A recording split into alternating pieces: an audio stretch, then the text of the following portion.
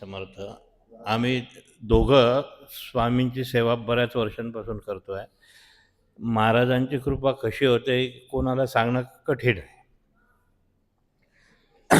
आपल्या मठामध्ये जी सिच्युएशन आहे, जशी महाराजांची मूर्ती उभी केलेली आहे तशी सेम मूर्ती चेंबूरला आपल्या हरिभाऊचा जो मठ आहे तिथे स्थापन झालेली आहे. स्वामींची स्वामी सुतांचा जो मठ आहे. आमच्या मुलाला बरं वाटत नव्हतं त्यावेळेस, तो दवाखाना जवळ होता हे आम्हाला माहिती नाही. आम्ही अचानक तिथे पोचलो आणि स्वामींची सेवा सकाळी करायचो आणि दवाखान्यात जायचो.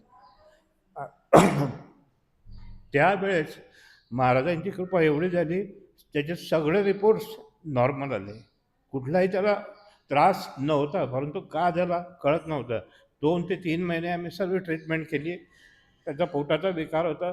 जे जे नाना प्रकारचे जेवढे टेस्ट होते तेवढे सगळे केले. ब्लड टेस्ट 60-60 हजाराची ब्लड टेस्ट होती, 38 हजाराची होती, त्या केल्या. पेट स्कॅन केला, त्याच्यानंतर बऱ्याच काही ट्रीटमेंट केल्या. परंतु सरते शेवटी महाराजांच्या कृपेने तो पूर्ण नील, सर्व रिपोर्ट नील झाले. हीच महाराजांची कृपा आहे. फक्त आपलं मन पाहिजे, श्रद्धा पाहिजे. धन्यवाद.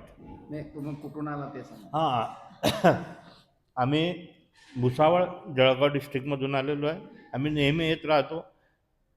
जसा वेळ मिळतो त्या पद्धतीने येतो. साधारण गर्दी टाळून येतो, कारण इथे राहण्याची थोडी अव्यवस्था होती. परंतु आता आम्हाला हा मार्ग सापडला आहे. आम्हाला इथपर्यंत राजाराम मठापर्यंत राहण्याची व्यवस्था असते हे माहिती नव्हतं.